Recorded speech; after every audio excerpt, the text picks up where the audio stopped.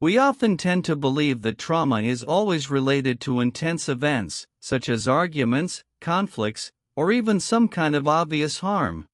But in reality, there is another, more hidden kind of experience that is neither loud nor easy to remember. Its core is not what happened, but rather what should have happened, but didn't. This is usually referred to as childhood emotional neglect. It is not about physical abuse or conflict, but rather a long-term sense of absence. When you need a response, there is no response. When you need comfort, there is no comfort. When you need to be understood, you are left to process everything on your own. Many people who grow up in this kind of environment do not even feel like they were hurt. In fact, they often appear more stable, more independent, and more mature than others. But this kind of maturity is often not real maturity, it is the result of learning too early not to disturb others. There is a very common continuation of this pattern: extreme independence. These people tend to solve everything on their own and rarely ask for help. From the outside, this looks like capability, reliability, and responsibility. And even they themselves may interpret it that way. But if we look deeper, this independence is often not a conscious choice, but the result of accumulated life experience. When a child repeatedly tries to express needs, but receives neglect, indifference, or is even interrupted, their system gradually forms a conclusion: depending on others is not safe. As a result, the option of asking for help is slowly shut down. As they grow up, this pattern continues. You may find that you are able to handle many things, but it is very difficult to truly rely on anyone. Even when you are exhausted, you may still instinctively say, "I'm fine." On the surface, this independence makes you look strong, but internally it is often a form of isolation. It is not that you do not need people, it is that you no longer believe others will respond consistently. Another deep impact is a sense of unfamiliarity with emotions. Many people experience this. When someone asks, "How do you feel right now?" the mind briefly pauses and then goes blank. It is not that there is no answer, but rather that it cannot be quickly accessed. In a healthy developmental environment, emotions are translated for the child. For example, are you feeling a bit sad? Do you feel ignored? The purpose of this kind of response is to help a person build an internal emotional recognition system. But if this process is missing for a long time, emotions are not organized, they are pushed deeper instead. As a result, when you grow up, you may become very rational and even good at analyzing problems, but less sensitive to your present feelings.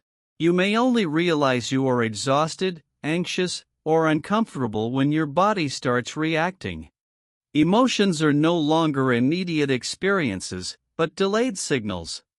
There is another very typical but often overlooked behavioral pattern: over-explaining.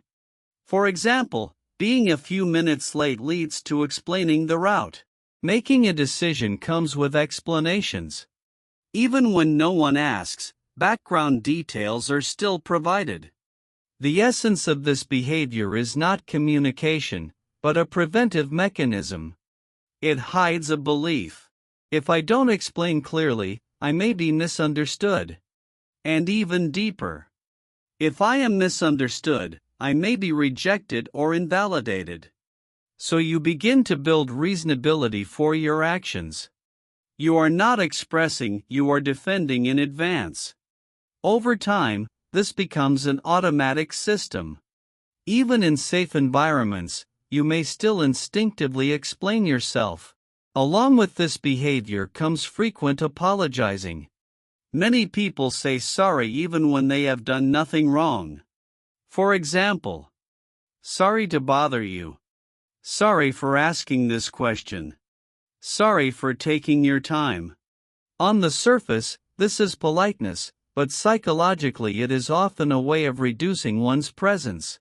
The underlying question is, am I affecting others?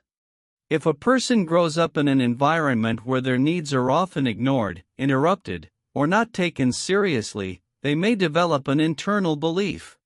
My existence itself might be a disturbance. So apologizing becomes a form of preemptive self-shrinking, not because of mistakes, but to reduce the weight of being. Another easily misunderstood ability is sensitivity to other people's emotions.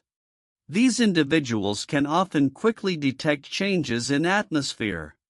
Who is unhappy, who is emotionally low, who seems slightly off, they tend to notice immediately, sometimes even before the person themselves is aware. This may look like a talent, but in many cases, it is a learned survival skill.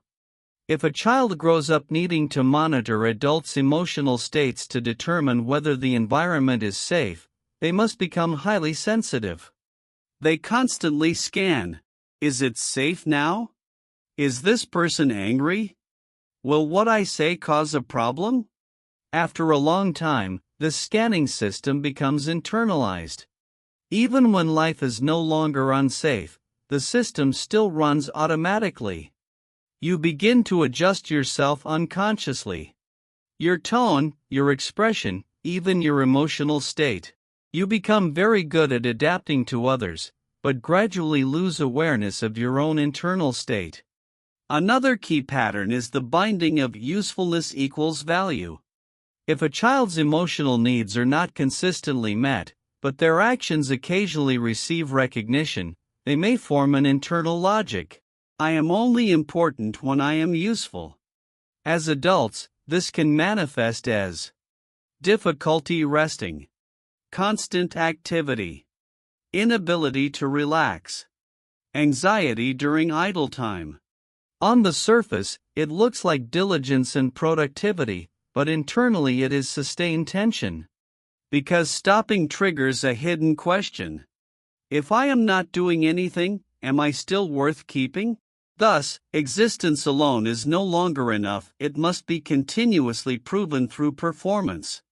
In close relationships, these patterns become even more visible. There is both a desire for closeness and a resistance to it. When someone genuinely tries to get close, discomfort may arise instead, such as suddenly wanting distance, emotional withdrawal, or unexplained irritability. This is not contradiction, it is two systems in conflict. One says, I want to be understood. The other says, closeness is unsafe. Because in early experiences, needs were not necessarily met. Dependence could lead to disappointment. So the safest position becomes maintaining distance. Not fully isolated, but not fully exposed either. Another common coping strategy is filling internal emptiness through external stimulation. For example, endless scrolling on the phone, continuous eating, impulsive shopping, constant information consumption. The common feature is immediate feedback. These things do not reject you or ignore you. Although they cannot truly fill emotional gaps, they temporarily cover the sense of emptiness. There is also a more subtle aspect, unstable trust in one's own judgment. Many people hesitate repeatedly when making decisions, constantly seek confirmation, and rely on others' opinions. It is not due to lack of ability, but lack of trust in their own feelings. If a person's internal signals are repeatedly invalidated over time, they may develop a deep belief. My own judgment may not be reliable. As a result, external feedback becomes more important. You begin to rely on how others see things, rather than how you see things. If you have read this far, you may notice that none of these patterns are problems or personality flaws. They are adaptive strategies developed in a specific environment. They were once effective, they helped you maintain stability. But now, the environment has changed. What once protected you may now feel heavy. Change is not about denying the past, but slowly learning a lighter way of being. Such as expressing real preferences, reducing unnecessary explanations, stopping automatic apologies when not needed, allowing others to help, allowing yourself not to always be useful. These are not techniques, they are ways of rebuilding connection. Finally, one important thing to understand is this: you are not someone who is broken. You are someone who learned how to survive in an environment that could not provide stable responses. And now, step by step, you have the chance to turn those survival strategies into a way of living again.